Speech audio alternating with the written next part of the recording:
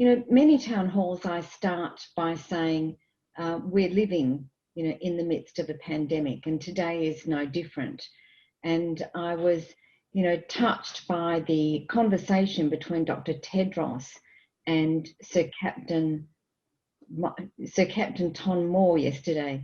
And one of the questions that Dr. Tedros asked was, you know, how can we be hopeful?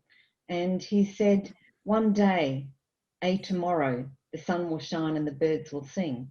And that will certainly be the case. But today we're still living with the loss of over 1 million people.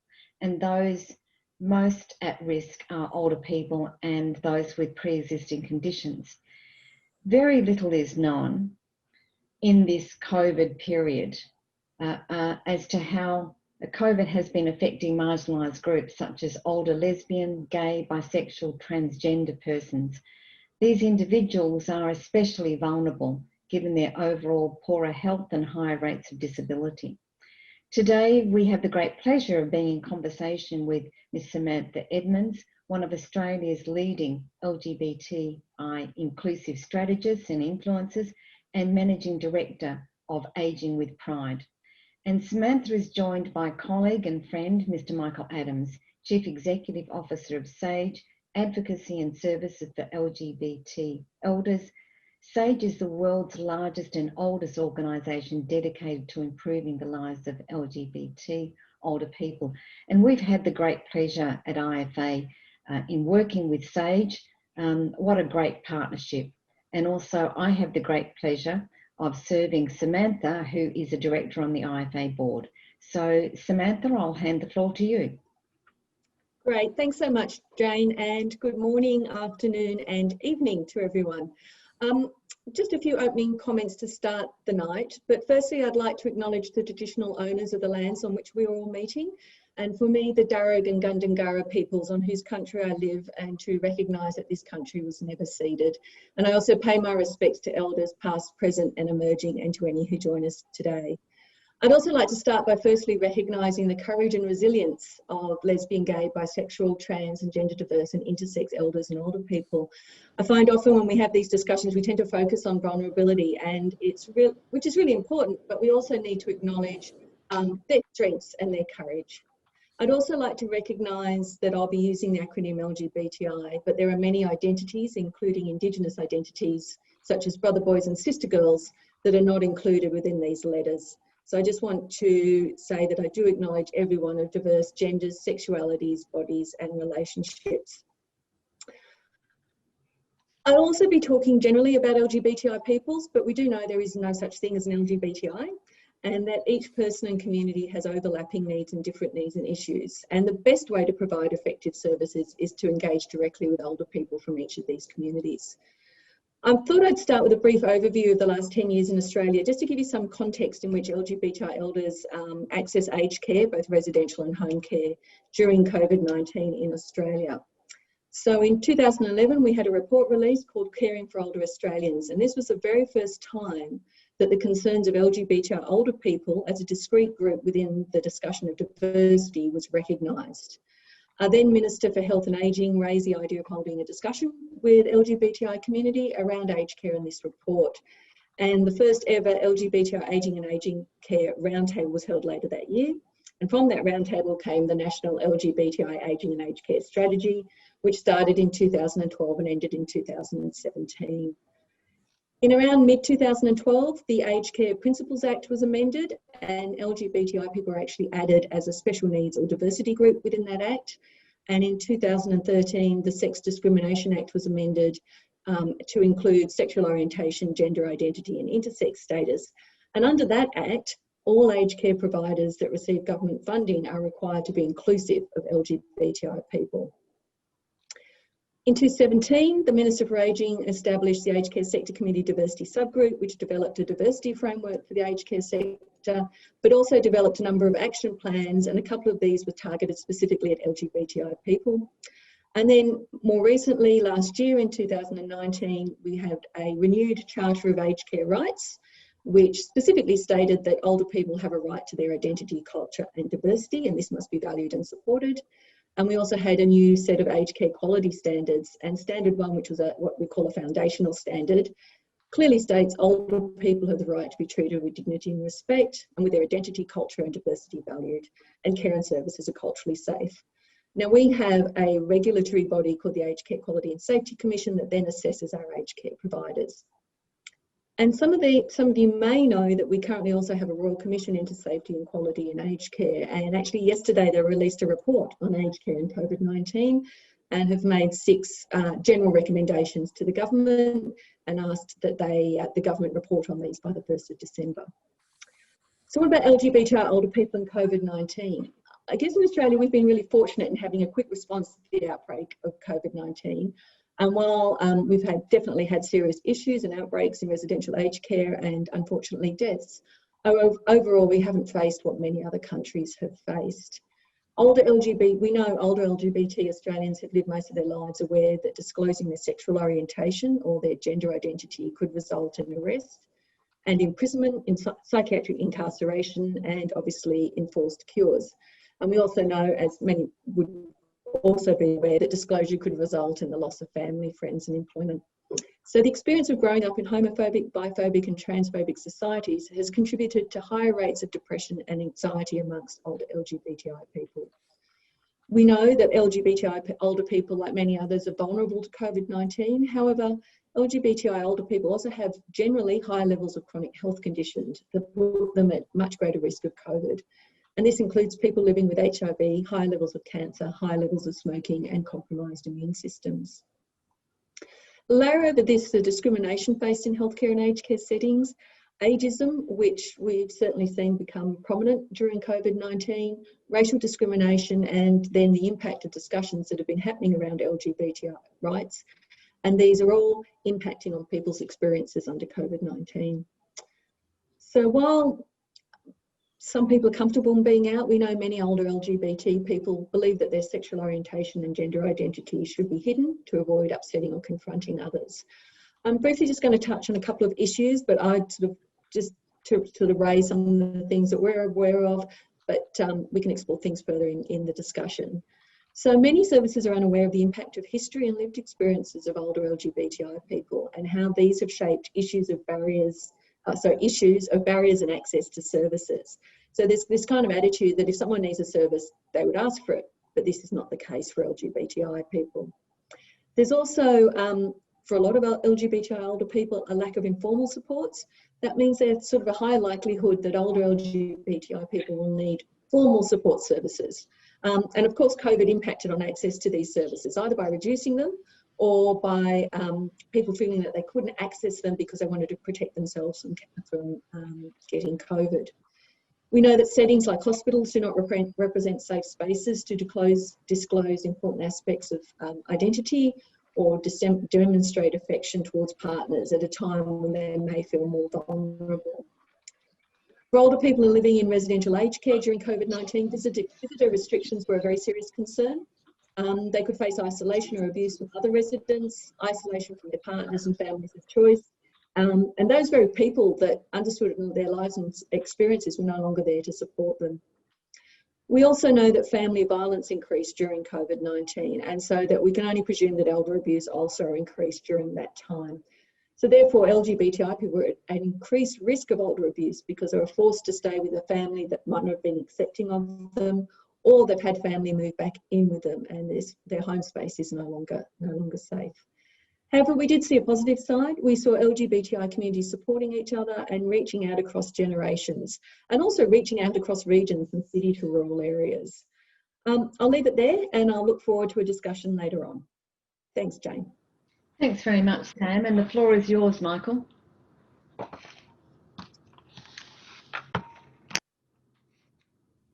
There we go. Okay. Thank you, and good morning, everybody. And it's good to see. I see a lot of great old friends here on the screen, so it's nice to see so many folks joining us at different times. Hi, Robin, and I want to start by co-signing the comments that Samantha made at the start of her remarks with regard to the realities and the diversities and the complexities of our communities, and in a sense, the inadequacy of the terminology that we use sometimes in these conversations. And also, you know, I think it's very interesting that we hear talking, and Samantha and I, about our experiences in Australia and the US in some respects. This is not the first time Samantha and I have been on panels together, and in some respects there are some notable similarities that we will talk about, but the political and social context of our two countries are quite different at this time, and that has manifested tremendously and unfortunately in the US. And with regard to COVID-19, because you know, while Samantha was indicating that Australia has been less impacted by COVID-19 than many other countries across the globe, the US, by contrast, has been deeply and tragically impacted, frankly, as a result of a complete lack of organized national response by the Trump administration in the face of this unprecedented pandemic. The US at this point has 7.3 million cases of COVID-19 and 208,000 deaths. What that means is that while the US has 4% of the world's population, it has more than 20% of the world's deaths due to COVID-19. This in arguably the wealthiest country in the world. I imagine that by this point, many folks have seen that in what I think is really very powerful and appropriate symbolism. Late last evening, it was announced that both President Trump and the First Lady have been diagnosed with COVID-19, and it's that, you know, I mean, the symbolism is obvious, but just to state the obvious, the notion that this president, who was denied the significance of COVID-19, which is why we have such a terrible set of statistics, the notion that he himself and his wife have now been diagnosed, just the symbolism is, I think, quite significant. With regard to LGBTI older adults in the US, what, you know, at SAGE, what we often say, which I think is very much the case, is that our LGBTI elders truly are in the storm of this pandemic in our country. And that is for many of the reasons that Samantha has indicated. I mean, obviously we start with age and the fact that older adults are particularly vulnerable to COVID-19. And then we go from there to some other points that Samantha lifted up, including health disparities, like HIV, like significant mental health challenges. And I think importantly, in the US, very high levels of social isolation that have been documented among LGBTI older adults. And obviously with social isolation goes thin support networks, the lack of the kind of supports that an individual needs should they be diagnosed, which then contributes to a series of challenges. So for all of these reasons, LGBTI older adults in general in the US are in the eye of the storm. We have to lift up for the US a reality that once again is distinctive from Australia, which is the dramatically different and dramatically worse experience of people of color in this country, in particular Black Americans and Indigenous and Native American elders with regard to COVID-19. The latest statistics indicate that Black Americans are more than twice as likely as older Americans in general to die of COVID-19, that they are 3 times as likely to contract COVID-19 as Americans in general. These statistics are even more stark in certain parts of the country. For example, in the state of Michigan, 14% of the population of that state is Black, 40% of those who have died from COVID-19 are Black. And these kinds of really stark and shocking statistics exist all across this country. Those race and ethnicity disparities are, as I indicated earlier, not limited to Black Americans. In fact, the statistics are even worse for Indigenous people who in our country are sometimes called Native Americans, First Nation peoples. And obviously these severe racial disparities in our country, which reflect centuries of racism, institutional racism, denial of healthcare, higher levels of poverty among people of color, marginalization of all form. These disparities are very much present within the LGBTI communities as well. And so we have particularly difficult challenges in terms of the risks that LGBTI elders of color face in contracting COVID-19, and then the substantially heightened risk that if they do contract COVID-19, that it will ultimately become a fatal health condition for them. So these are, kind of some of the general realities we are looking at here. And of course, everything happens in a context, right? And I think the context of the experience of LGBTI older adults in this pandemic is that we are living in a time of relentless attacks by the US government on LGBTI communities and on communities of color, and relentless efforts to roll back progress and protections that have been advanced in, prior to the arrival of the Trump administration. And many of those efforts to roll back progress have focused on healthcare and rolling back equity and anti-discrimination protections in access to healthcare in the US. Those efforts by the Trump administration have been particularly focused on trying to roll back protections in the healthcare context for transgender people, who of course are among the most vulnerable members of LGBTI communities. And as I indicated, those efforts have been relentless, including a consistent effort by the Trump administration to use an extraordinarily narrow definition of gender, such that protections in the Affordable Care Act in the United States, which has substantially expanded provision of healthcare. The Affordable Care Act includes anti-discrimination provisions, including on the basis of gender. The Trump administration has advanced an extraordinarily narrow definition of gender that would deny protection of transgender people from discrimination under the Affordable Care Act. Even our Supreme Court has recently rejected such a narrow definition of gender, but that has not dissuaded the Trump administration from continuing to push this agenda, right? So the pandemic and its impact on LGBTI older people in general, on LGBTI elders of color more specifically, is happening in a context in which basic healthcare rights are being contested and rolled back for LGBTI folks in the US and most specifically for trans people. Having said that, I want to wrap up my initial remarks really in the spirit of another point that Samantha made, which is that I do think it's fundamentally important that we not focus only on deficits and that we also focus on assets in these conversations, because at the end of the day, it's going to be those assets that will help lead us to a better place. And certainly in my country, where we cannot in any way, shape, or form count on the federal government to help address these issues. And we have seen historically, and we continue to see extraordinary resiliency among LGBTI older adults in general, and in the context of COVID-19. SAGE works directly with many tens of thousands of LGBTI older adults across the country.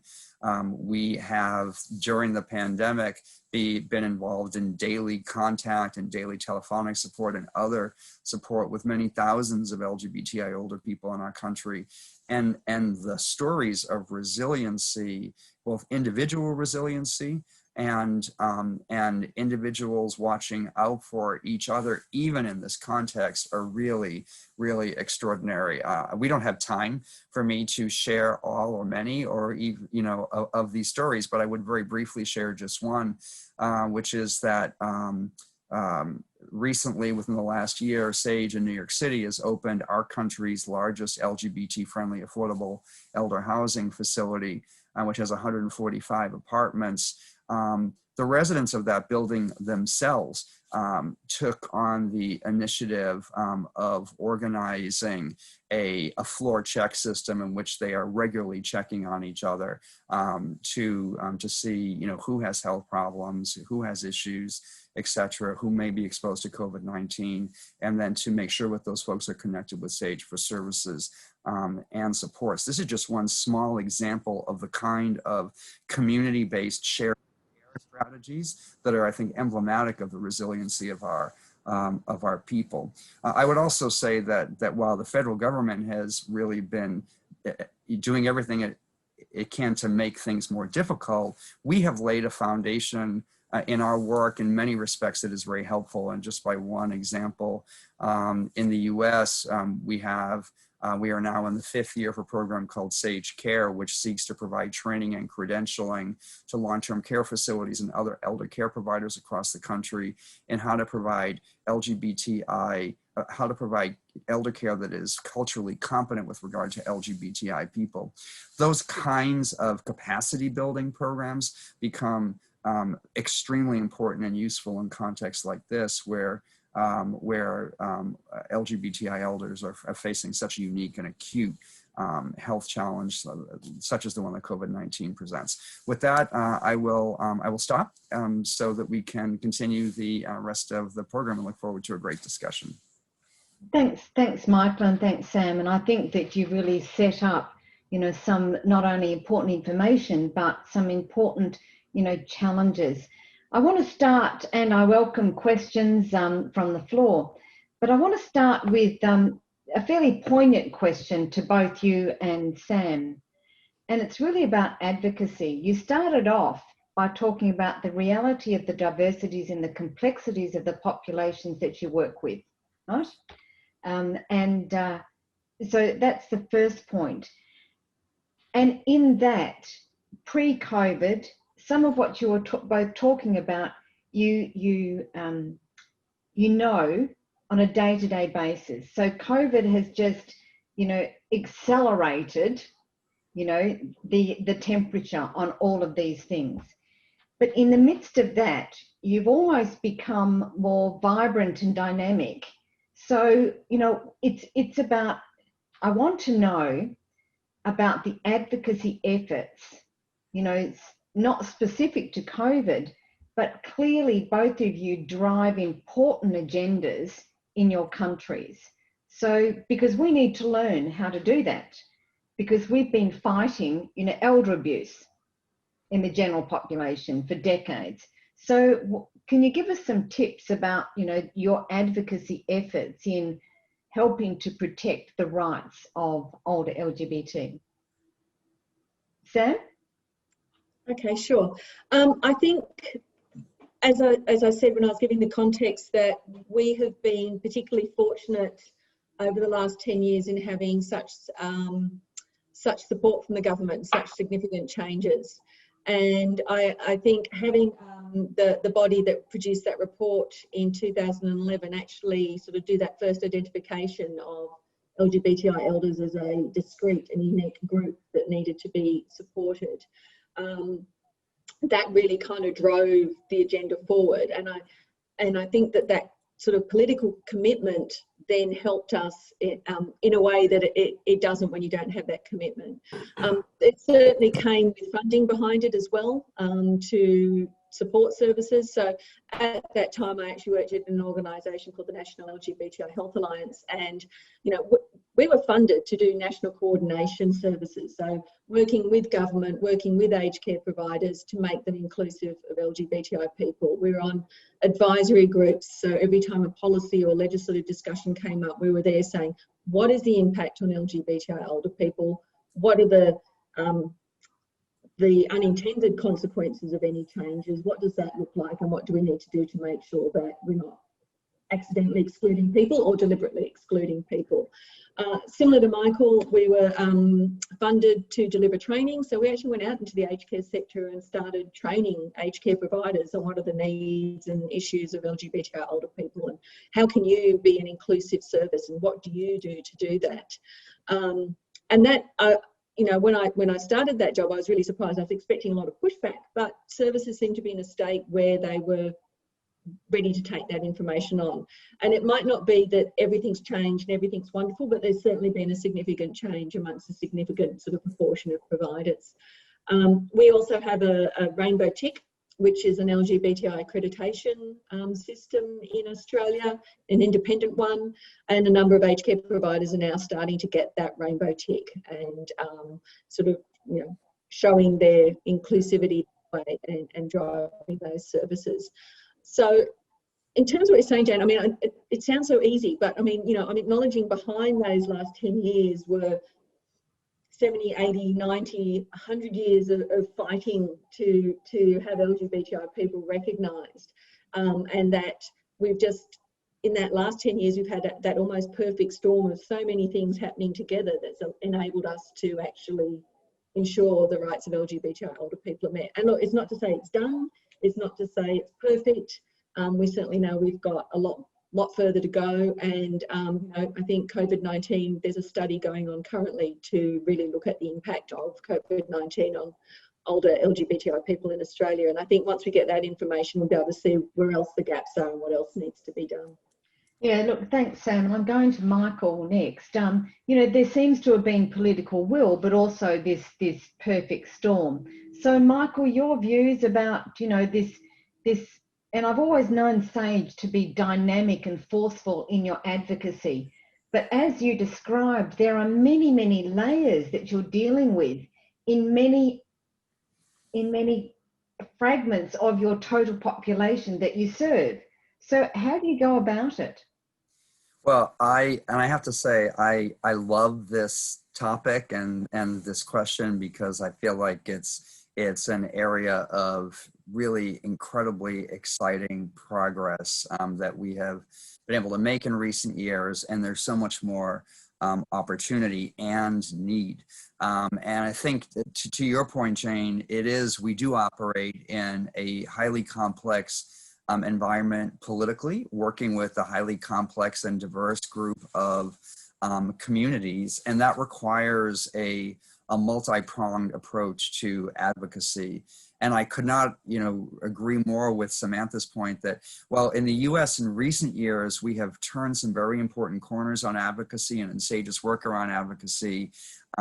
It is hard work, and it you know, we are a 42-year-old organization, and it has taken that long to get to the point we are, although I think that there are some things that we can learn that can make other things and maybe in other contexts happen faster. But I would say a few things. One is the importance of grassroots advocacy and really looking to our elders themselves for leadership and supporting elder leadership and providing the platforms for that. And a really, really wonderful example of that in the US comes out of something terrible, which was that in the early days of the Trump administration back in 2017, one of their very first anti-LGBTI policy attacks was an attempt to remove LGBTI older adults from a very important federal survey that surveyed who was using federally funded elder services in order to then inform how to allocate resources around those services. We had worked for years to have LGBTI older adults included in that survey for obvious reasons, and then the Trump administration moved to eliminate this inclusion. Fortunately, because of the fact that the inclusion was created through a federal rule, they had to go through a public comment process before they could actually make this move and erase our community. And that fight, the community's fight to stop the Trump administration from doing that, resulted in more than 25,000 Americans, most of them elders from our community, submitting public comments in opposition to this erasure by the Trump administration. SAGE was involved in organizing and providing the platform by which those comments could be submitted. But the reality is, it was the members of our community themselves who stepped up and really did that. And I'm incredibly proud to say that actually we reversed the Trump administration. They were not able to go through and erase LGBTI older adults from that survey. In fact, it's one of the few examples of a grassroots campaign defeating the Trump administration in an effort to to advance a really horrible policy. So grassroots mobilization and elder leadership, I think, is a key component. For, in the US, a second component, which reflects our complexity and how we're structured as a country, is that the federal government is the leading funder of elder services at the community level and has a tremendous influence on the structure and delivery of elder services at the community level.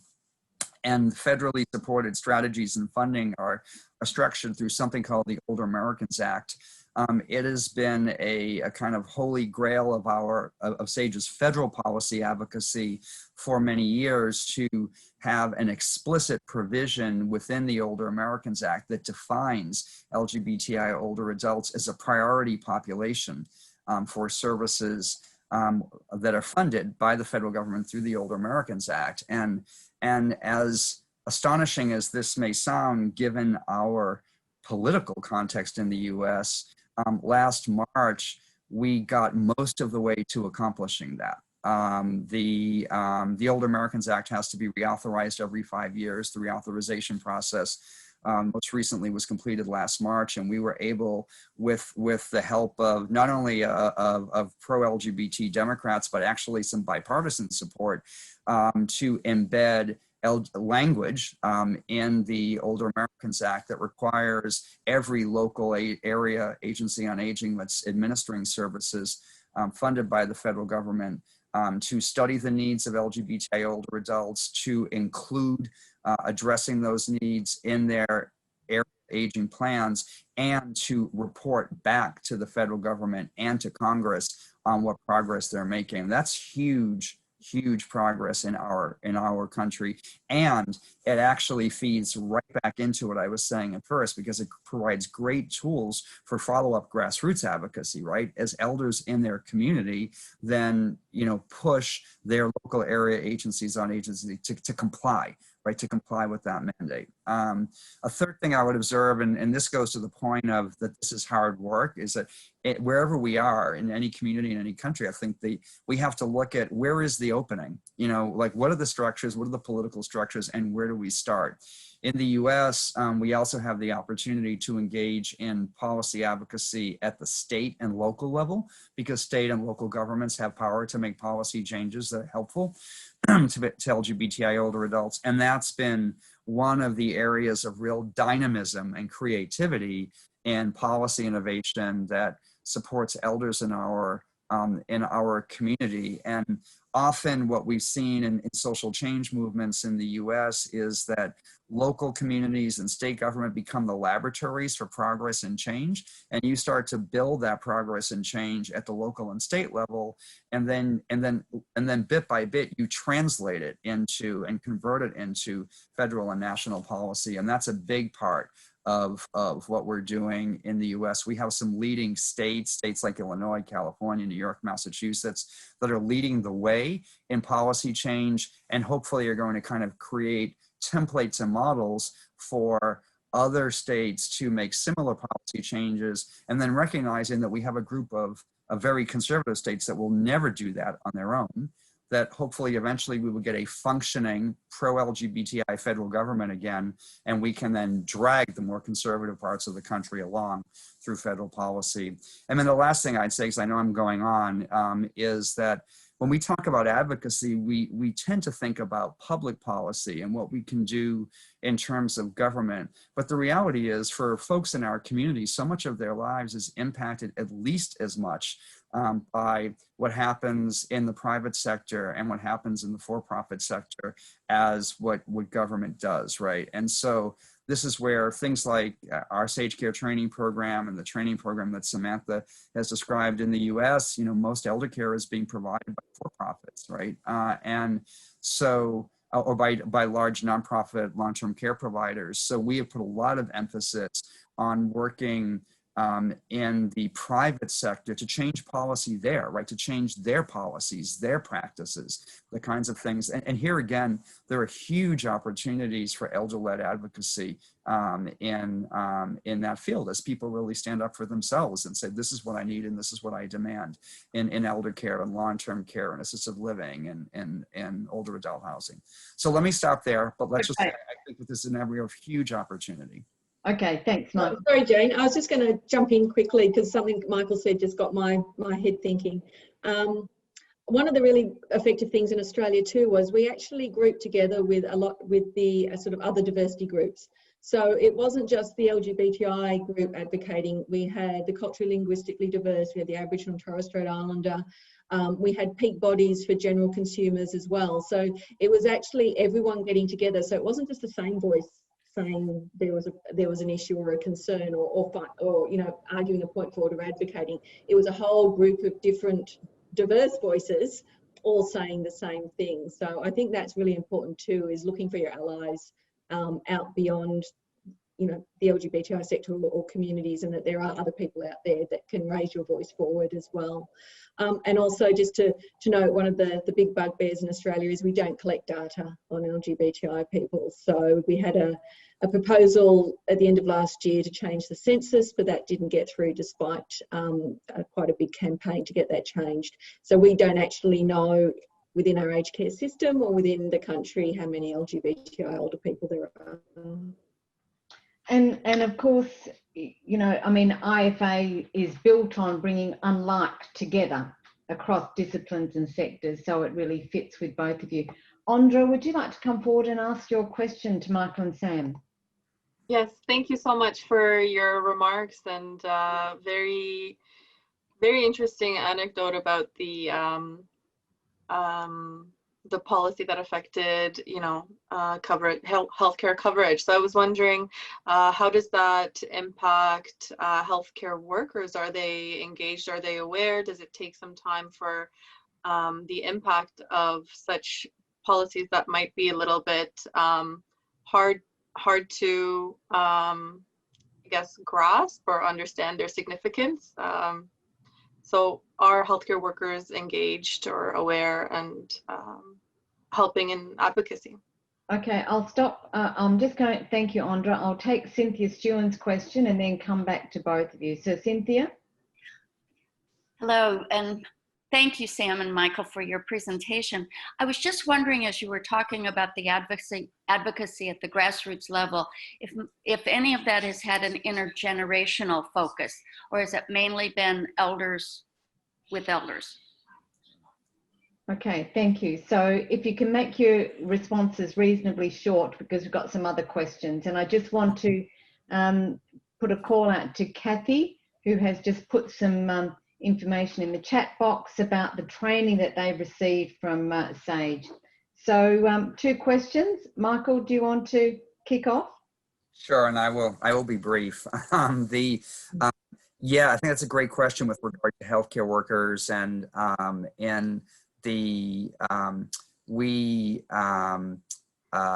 you know, we at SAGE have done several campaigns that have focused on, in particular, on healthcare workers as an audience that we wanted to work with and mobilize. And we're fortunate that we have some amazing progressive organizations of healthcare workers and professional associations in the US. So there's a lot of opportunity for advocacy there. And with regard to intergenerational, for sure, there has been intergenerational involvement in the advocacy work of SAGE in the US. I would say that elders have been more in the lead on that, but there's been cross-generational support. I think where a lot of the energy around intergenerational strategies is in our work in the US is at least to date less focused on advocacy and more focused on socialization and building social connections and social supports. Michael, you said that it's often led by older people. Is that is there? I'm wondering whether, you know, whether it's because they've had to fight different fights in their life, and that, so is that one of the reasons that they're leading?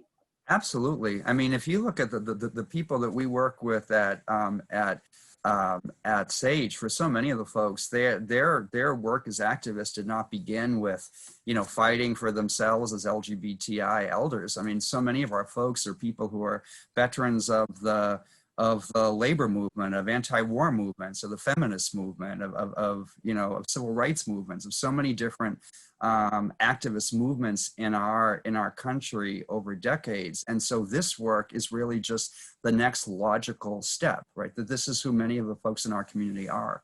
Yeah. Sam, your comment?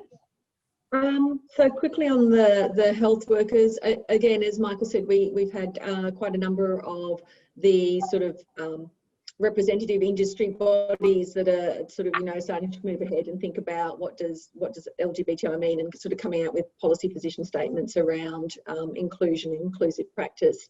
How much that then trickles down into direct healthcare workers, not sure. That's something sort of I'm not really across, but you know, certainly on that sort of higher industry level, definitely. In terms of intergenerational,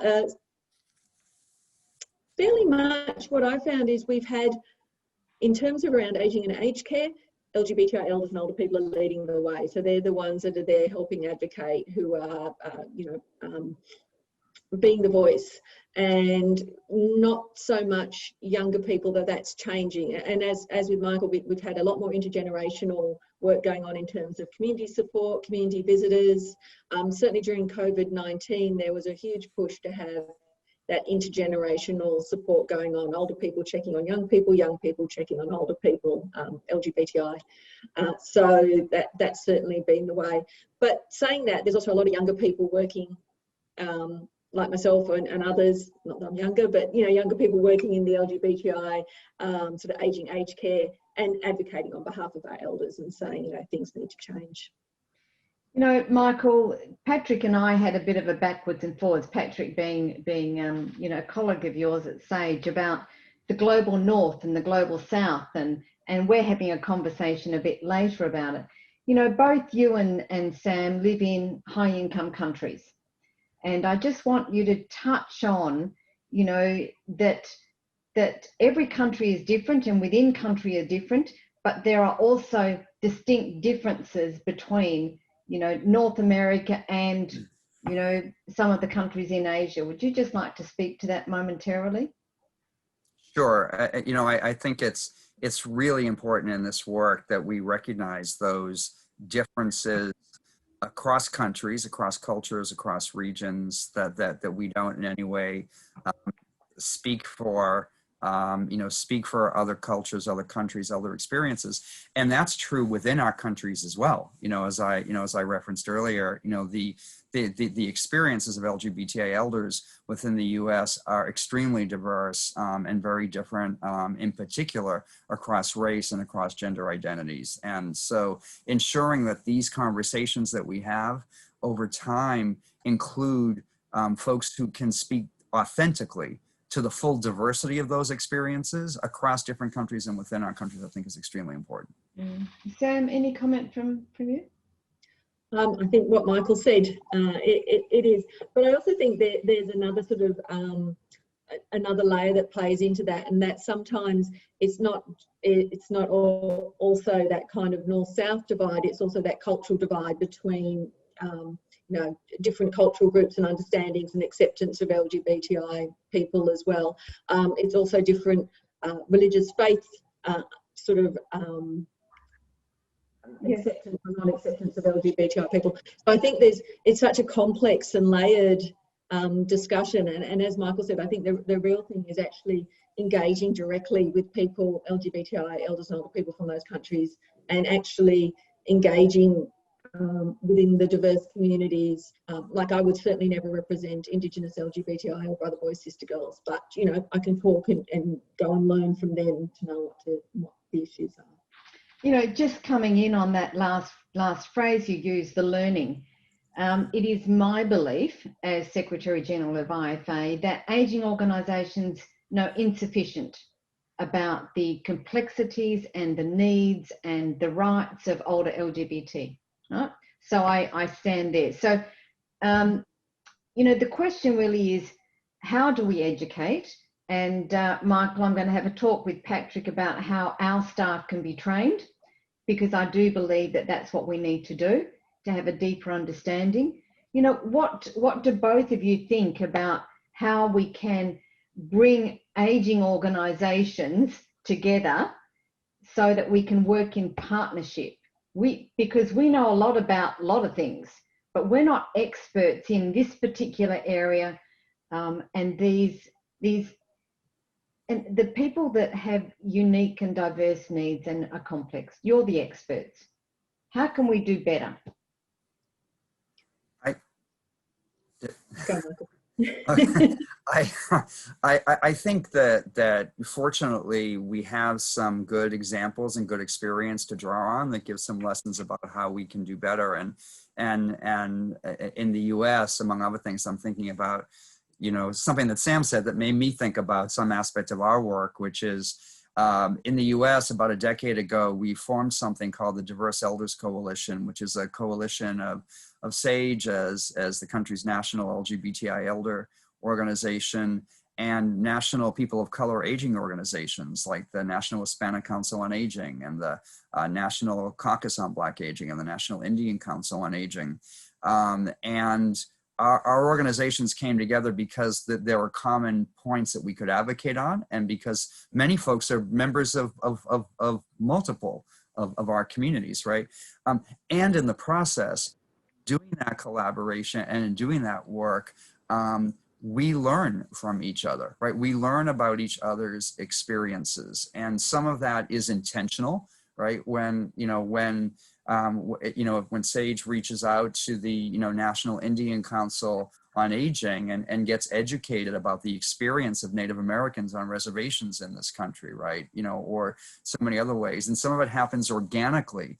But I think that the coming together and collaborating, or whether it's advocacy and services around shared interests, and building those genuine and intersectional relationships creates the opportunities for us to learn from each other. And then in that learning, we will build an increasingly interconnected advocacy agenda so that we can exert our power together.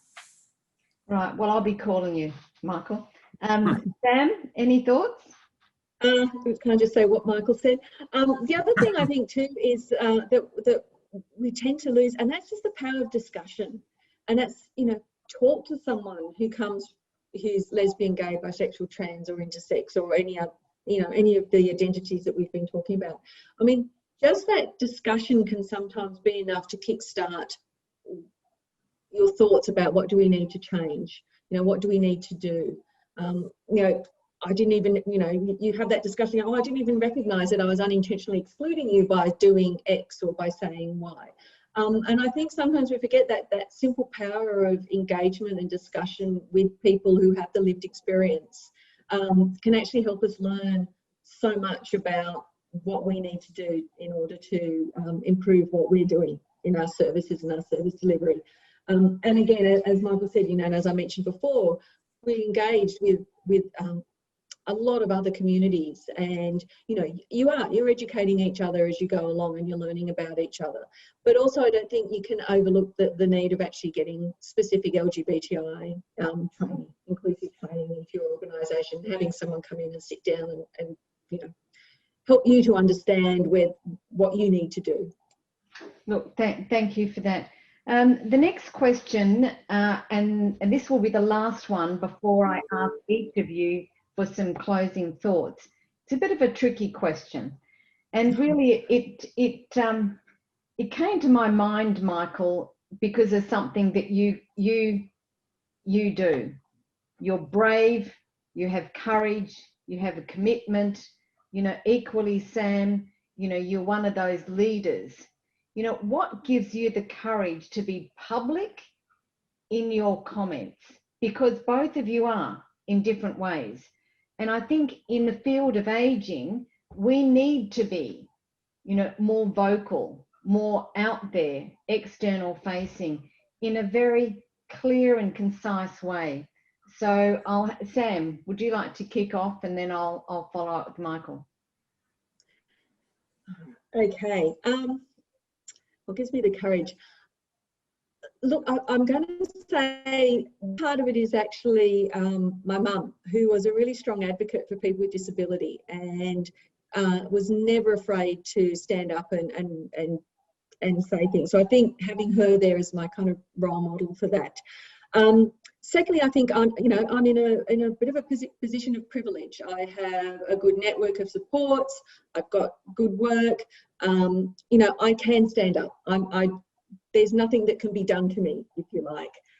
So therefore, I have the courage to stand up and say, yep, this is what I need to say, and this is how I can say it, because I know I've got a whole lot of people standing behind me.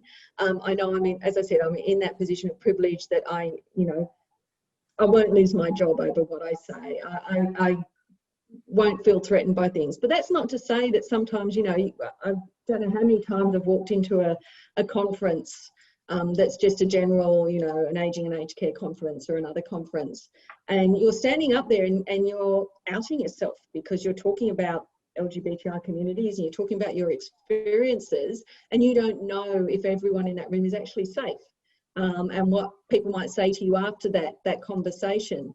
And so, you sort of start to build a little bit of that sort of internal, okay, I don't know what's going to happen, but I'm going to say what I need to say. And, so far I haven't had a negative experience, which is fantastic. And I think the other thing is, I can be that voice, so I should be that voice. I just, yeah. Losing my words now. No, that's perfect. You are that voice. And I think it's interesting, that you mentioned your mum. So acknowledgements to your mum. Michael, your thoughts. How are you courageous, Michael? Well, it's funny because I was going to start with my mom too. But let me say one other thing that I think is probably related, which is I think we develop our courage partly from what we see and what we learn and what we admire in others. And I have been an activist and advocate in LGBTI communities now for about 25 years. And the people that I have had the opportunity to learn from are amazing. And when you watch the courage of people who don't have the privilege that you have, I think it starts to get easier. And just to give one very quick example, early on in my time at SAGE, I had a conversation with a woman who was participating in one of our programs.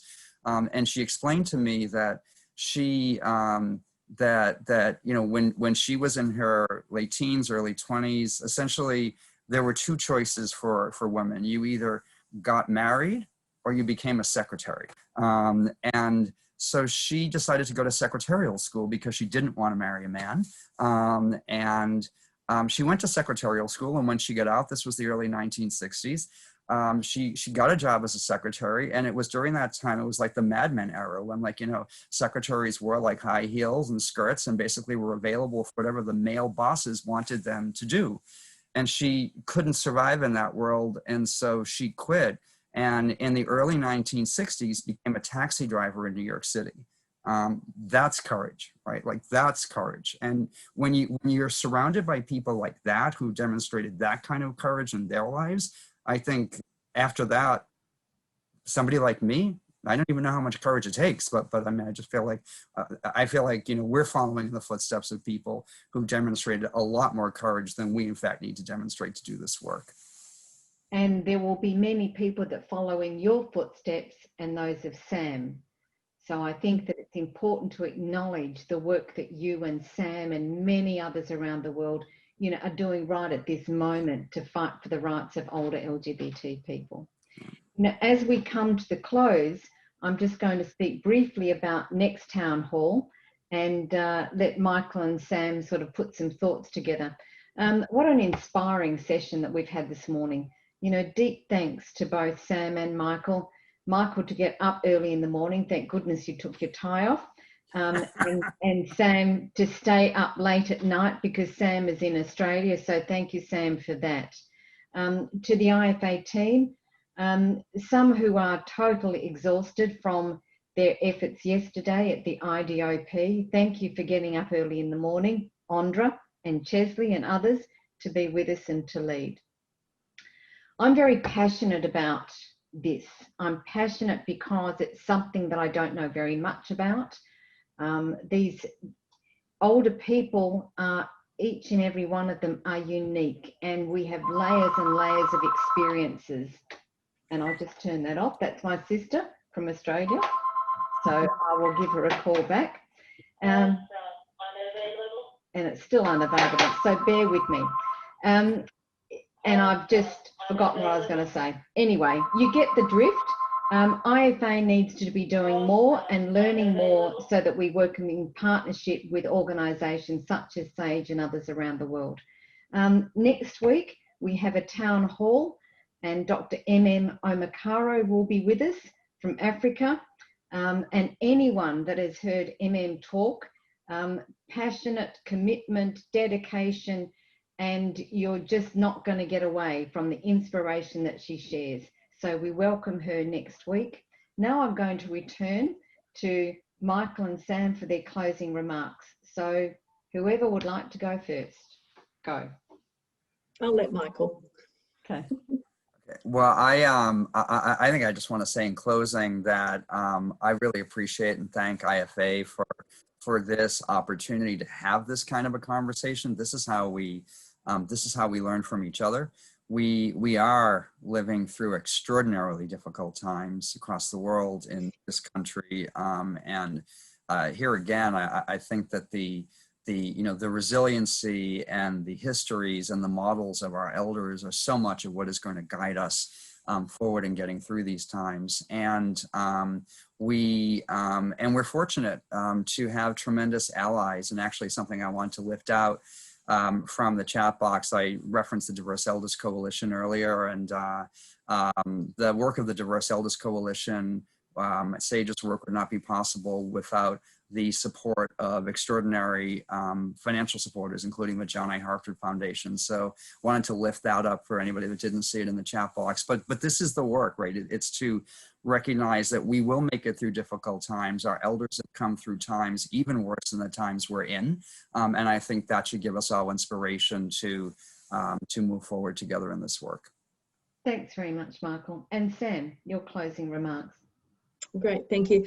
I'd like to reiterate what Michael said about the IFA, and I've certainly seen the IFA have a real commitment to LGBTI older people, so it's been great to see that, particularly in the conferences and some of the other work that's going on. I'd also like to just acknowledge what Michael said around the courage of LGBTI elders and older people. I mean, I agree. I think, that being surrounded by our elders and older people is just amazing. And I certainly look up to them and look to their courage to build my courage as well. So I'd like to, take my time to acknowledge that. In terms of takeaway, I think what's really important, and we've said it quite a few times throughout this, is actually listening to the voices of lived experience. And I don't think we can ever hear enough or learn enough from our elders and older people, and how important it is to sit down and learn from them and hear what they have to say about what's happening and what can change and what could happen. And I think certainly during the pandemic, while there's been so much work going on and there's been so much sort of cross support, there's also almost been a level of silence too about how COVID is impacting on particular communities, and I think discussions like this are really important in raising those issues up. So thank you for the opportunity. It's been really good. And thanks, and Sam, thanks to Michael and to Sam and all those that joined us on the town hall. I think one thing both of you have said directly and indirectly is to pause and to listen. And what we find in this world now, everything is so fast, and it's super fast, and we've got to do everything yesterday. And so perhaps one of the messages to come out is, to hear and listen, we need to stop. And stopping for a few moments and looking at someone when you're listening to them makes a big difference. So thank you both of you, and thanks everybody for the town hall, and we will see you next week. Bye-bye.